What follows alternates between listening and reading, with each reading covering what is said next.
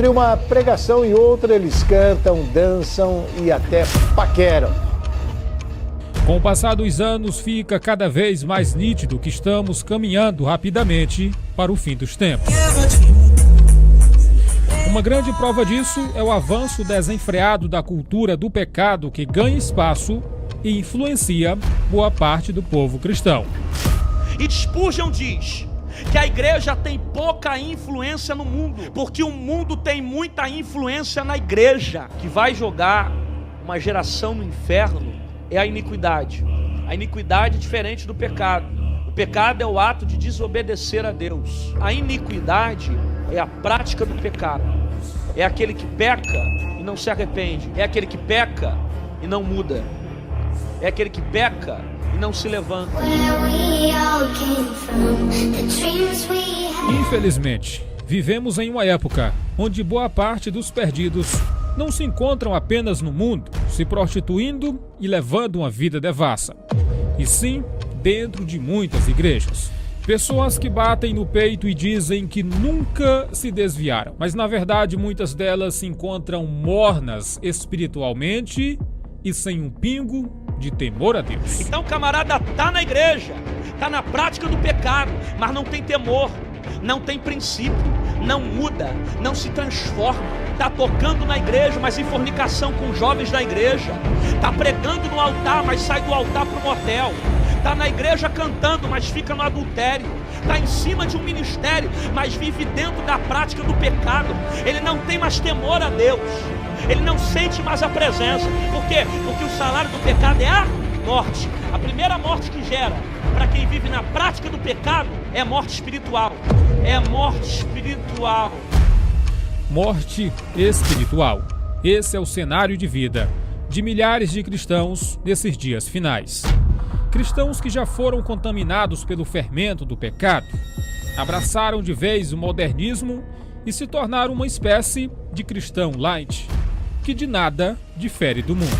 Pessoas que usam o tempo todo o título de cristão, mas na verdade amam a mentira. E amam por causa disso aí, olha. Porque a verdade vai me tirar da zona de conforto, a ponto de mudar a minha mentalidade, o meu caminho, o meu conceito, a forma como eu vivo. E tá tão gostoso viver essa vida de mentira, tá tão gostoso viver essa vida de pecado. É por isso que tem muita gente que não suporta a verdade, que não gosta de pregadores que falam da verdade, que só transmitem aquilo que Jesus trouxe.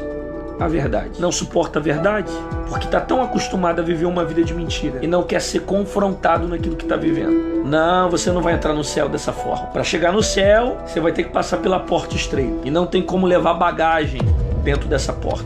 Prega a palavra, insiste a tempo e fora de tempo, aconselha, repreende e encoraja com toda a paciência e sã doutrina. Porquanto chegará o tempo em que não suportarão o santo ensino.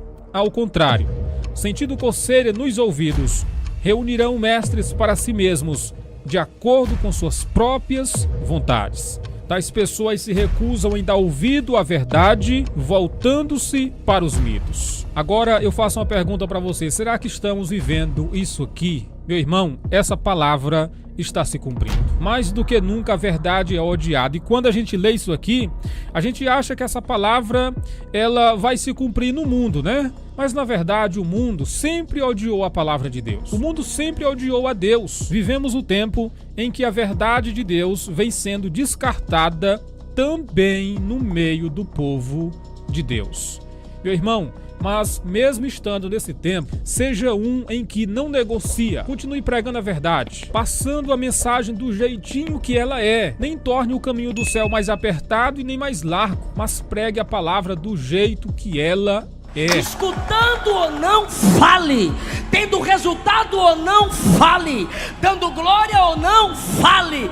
Gostando ou não, fale. Agendando ou não, fale. Ganhando seguidor ou perdendo, fale. Eu não te chamei para entreter bode. Eu te chamei para alimentar a ovelha e transformar o bode pelo poder da palavra. Seja seja fiel. Se você tem que alargar a porta que é estreita, você não foi chamado por Deus. Pastor, se eu não sou chamado, eu sou o quê? Enxerido, oferecido, que pensa que a chamada é leve. Agora, quem Deus chamou, Ele dá o rumo, Ele dá a mensagem, Ele dá a direção, Ele determina o público, Ele determina a hora. Quem é chamado por Deus é controlado por Deus. Essa é a triste realidade desses últimos dias. Enquanto uns se recusam em pregar a verdade, outros se recusam em ouvir. Enquanto isso, o mundanismo vai crescendo na forma como os cristãos se vertem, na forma como tratam de negócios e, principalmente, na forma como priorizam a Deus. Imagine se você abrisse a Bíblia como você abre o link do teu Facebook. Imagine se você curtisse a Bíblia como você para curtir as fotos que alguém posta. Imagina se você dedicasse tempo e devoção à palavra, como você dedica tempo para fazer uma selfie mordendo a linguinha, carinha de sapeca, carinha de perigosa, né? Olha pra cá que eu vou te mostrar. Olha pra cá, a foto das crentes, olha. As irmãs fazendo foto. Aí, tem foto de irmã assim, ó.